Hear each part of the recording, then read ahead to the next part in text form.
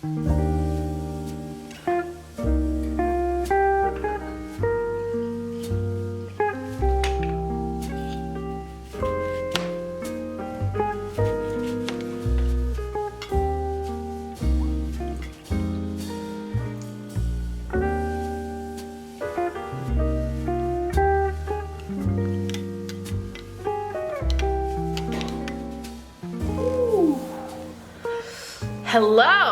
Quick cheers for the besties before we start getting into it. I love you. Let's have a good night. I made myself a little mocktail with some ghee, which I've been loving recently. I'd never tried it before. I know I've talked a little bit about being sober curious on my channel before, but I've never really experimented in making mocktails with stuff specifically created to be in a mocktail. You know what I mean? And I've seen everybody raving about ghee online, so I ended up picking it up at my local little grocer, and it's delicious. I definitely want to talk more about being sober curious on my podcast this year. I would love to talk to some people that are either sober themselves or are sober curious like myself, just because I find it personally very interesting to be someone that doesn't really care too much for alcohol in a world that really loves alcohol. And don't get me wrong, I do love a glass of wine with dinner, but we don't get drunk in this house. So a nice little mocktail while I'm getting ready kind of serves the same purpose to the vibe that a glass of wine would. So here we are. Anyways, let me take this robe off because I'm about to do my makeup, and I feel like when I do my makeup, I look so naked. I am not.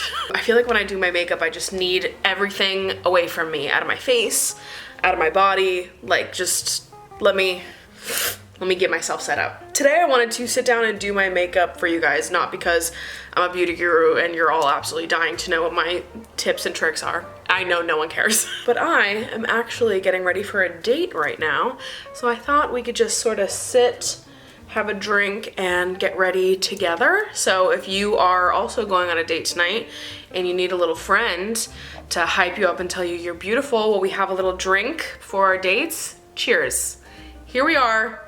Let's get ready together. Before we get into the makeup, I want to introduce today's sponsor, which is our friends over at Beducated. Beducated is an online course platform with audio, video, and written guides, all with the intention of enhancing your love and sex life. Basically, it's the sex ed that you always wanted and never got. I consider myself to be a Beducated expert at this point. I've taken so many of the courses in the Beducated library, and I can tell you that they are well worth the subscription. They've got a range of courses on their platform about literally every topic that you can imagine. I actually just added a new course that I absolutely love. It's called Plus Size Sexy Skills. And it's basically just this big course on sex as a plus size person, methods to navigate body shame and confidence in the bedroom, self-love rituals, things that I always talk about on this channel, but also answering and talking about questions that pop up a lot in the plus size community.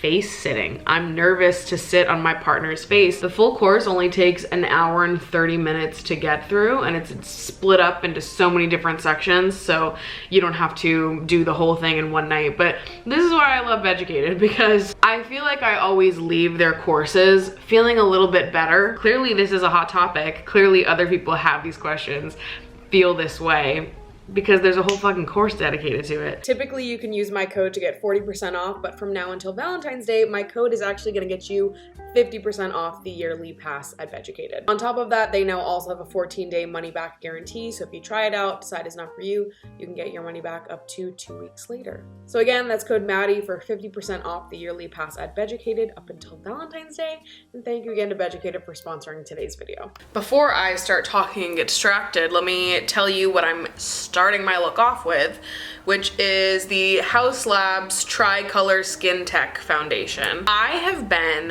on like a no foundation, no skin makeup kick for like a year now. I haven't worn foundation since like last February. So it was almost a year that I went totally not wearing foundation or concealer. I'm still mostly not interested in wearing foundation or concealer, to be honest. I kind of love seeing my bare-faced skin, being able to see more of like the variety of colors, the rosiness in my cheeks. I kind of love it. I kind of like being able to see like my real face instead of just covering up everything that doesn't look exactly the same. Some days I'm into the no makeup. Some days I'm into, you know, doing a big purple eyeshadow look with like a full beat. So that's not what I'm doing today. But so despite the fact that I'm wearing foundation, I still am going for a very light, no makeup sort of look today. I'm not gonna wear eyeshadow. We're just gonna do a little soft, glowy look. This is actually my third date that I'm going on tonight with this person. And that's all I'm gonna say. He's actually coming over here to cook me dinner. What the fuck? And I'm very excited about it. I can't cook for shit, so I love a man that can cook, not only can cook, but wants to cook, in parentheses, me dinner. What? Oh my God. So he's coming over to cook me dinner. If it's delicious, editing me will add a photo of whatever he made me here, and good for him. And that's all I'll say.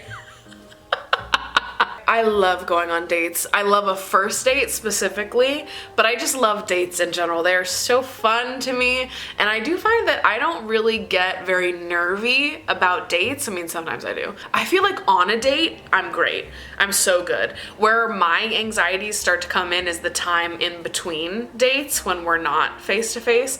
I'm just way better face-to-face. Okay, next up, I'm taking my Kosas Revealer Concealer in shade 2.5.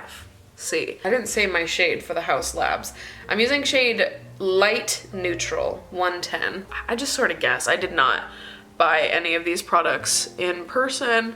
I absolutely just bought them online, and I hope for the best in terms of shade. So I don't know, maybe over the years I've just learned to have an appreciation for the process of a date, of going out. Don't talk to me when I'm at home by myself overthinking things. That's a different bitch. The version of me that is about to go out on a date is like confident, sexy, she's gorgeous, we love her, she has no fears. Me in 2 days when I'm overthinking things, alone by myself, we don't know her, okay? And we're gonna love her too, but she's different than the one who's sitting in front of you talking to you right now. I feel like maybe another reason why I don't usually have a lot of nerves on dates, particularly first dates. Maybe I start to have a little bit more nerves as dates start to stack up, because it's like, okay, well then you're getting into like the nitty-gritty of knowing someone. Conversations get deeper. The dates in general just sort of, they start to hold more weight. But on a first date, the stakes are so low. But you know what? I think I have a good time with it because it's like, well, any topic in the world is your oyster. You are here for the purpose of meeting each other and just talking. You can talk about anything, right? There's nothing that you've already covered. You're not running out of things to talk about because you can talk about everything. It just doesn't really matter. Also, on a first date, I feel like I am less concerned about what they think of me, and I'm more concerned about whether or not I like them. Now, being concerned about what they think of me probably comes in a little later, which is why I feel like my anxiety usually creeps up on me during the dating process. But on a first date, on a second date, I'm more concerned with asking myself, like, do you like this person? Do you want to go out with them again, or do you find them fucking annoying? Let's talk about it. So I don't know, I think for that reason I kind of love first dates and second dates, because the stakes are so low that you can just sort of have fun. And even if nothing comes from it, it's like, you know, it's good to get in the practice of dating, of putting yourself out there, because I don't know, it just gets easier the more you do it, I guess. Learn more about yourself as a person, more about what you want through the process of dating. So even if nothing comes of it, something blossoming from a first date really isn't the point of going on a first date, right? You don't know. You might not like this person. The point of a first date is to put yourself out there, to explore, to have a nice little dinner, to have a good night. You know, it's fine if it's just the one good night. So I don't know. I think for that reason, I just don't get a lot of first date jitters. Before I keep talking, next up I'm using the Fenty Beauty Cream Bronzer in shade 2 Butter Biscuit. I lost my bronzer brush So until I decide to buy a new one. Oh my god, I need to look at myself in a mirror. My foundation is not fucking blended. Where'd I put the beauty blender? Fuck! Were you guys looking at me the whole time and just thinking, Maddie, you didn't blend the spot in between your eyes? That is so fucking embarrassing. Well, it's blended now. I just couldn't see. I'm looking at myself in the viewfinder trying to do my makeup. It's so unhelpful. But I will say, if I'm feeling a little nervous, a little jittery before a date, sometimes I will write down a list of questions in my phone that I can ask if my brain goes dead because I'm so nervous. And I actually think that has helped me on a lot of dates. Not because I end up getting so nervous that I have to look at the list, but because thinking about it beforehand and just sitting down with myself and asking myself, like, what do you want to know about this person? Has just helped me have better dates, to be honest. Because, you know, ideally on a date, things are just flowing, you're going back and forth, you don't even have to think about it, at least on like a first, second date. And then when things start getting deeper, you might want to think about some questions you want to ask. But anyways, I have definitely made lists in my phone of questions that I want to ask, or that I could ask if I ran out of things to say or my brain shut off during a date. And I think it's helped. Next up, I'm using the Tower 28 Beach Please blush in Rush Hour. I love the Tower 28 blushes. These are like the only blushes I use. I love a cream blush. It is so perfect to me. I definitely wrote down some questions recently, so let me go look in my notes app and see what I was coming up with. Ooh, one of my favorite questions to ask that I have written here is, how long have you been single and what has it taught you about yourself?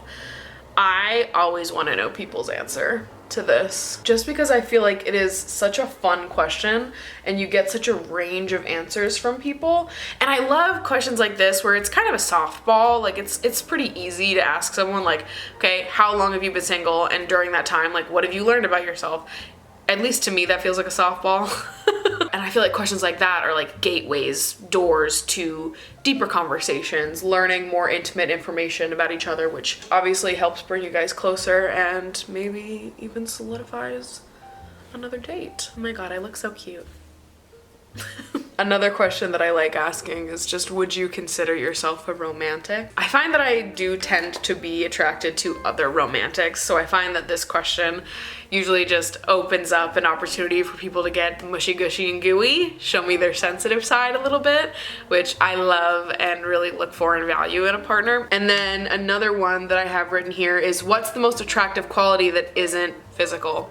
Which is another good one. Again, it's one of those like gateway questions where I think it can open up the door to a more intimate conversation. And then of course, I have other questions written here, like, tell me about your best friends, what are they like? Same with family, because learning about the people that the person you're seeing loves, I feel like tells you a lot about them. You never need to do as much preparation as your nervous self thinks that you need to do. However, I do find that it sort of calms my nerves a little bit to feel prepared. Usually when a date is going well, you don't even need to look at this, but maybe because you thought to write it down, you'll remember it mid-date and you'll think to ask one or two of those questions, and it could work out well. Next product that I'm gonna use is the Merit Bounce Highlighting Balm. Sometimes I will think back to some of the dates that I went on in college, because I feel like I was a lot more awkward and nervous back then than I am now. I feel like when I was younger, sometimes I found it really hard to be myself on dates. And I was just like a nervy, shy girl.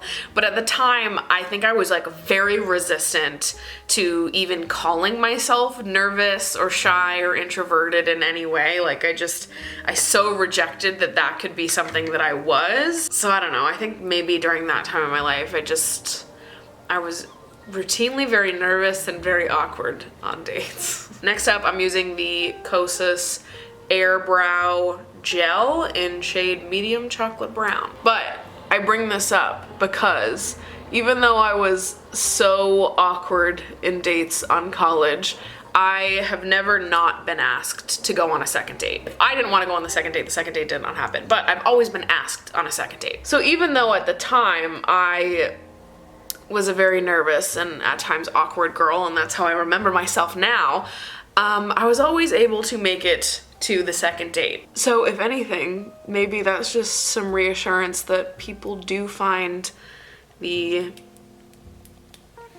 nervy cutesy thing to be endearing, because it is. It's very sweet. One time, I think about this all the time because I don't know how I did this, like how I even survived this date.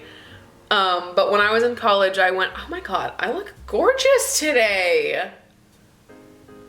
Look at me. When I was in college, I think this was like a second or third date, I don't know.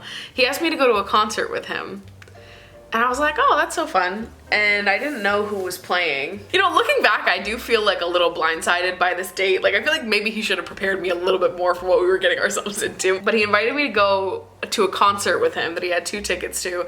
I had never heard of the bands that were playing. It was at, where was it? It was at that super small venue in Williamsburg. Fuck, what's it called? It was at the Knitting Factory. So we get to the Knitting Factory. We're at this show, ready to have the time of our lives. And it's like 3 bands are performing, and they are like heavy metal, screamo type bands. I do not listen to that type of music, so I don't know how to accurately identify what genre they were each in, but that was the general type of bands that these were, which is fine, right? And if I had known that those were the type of bands, I still would have gone either way.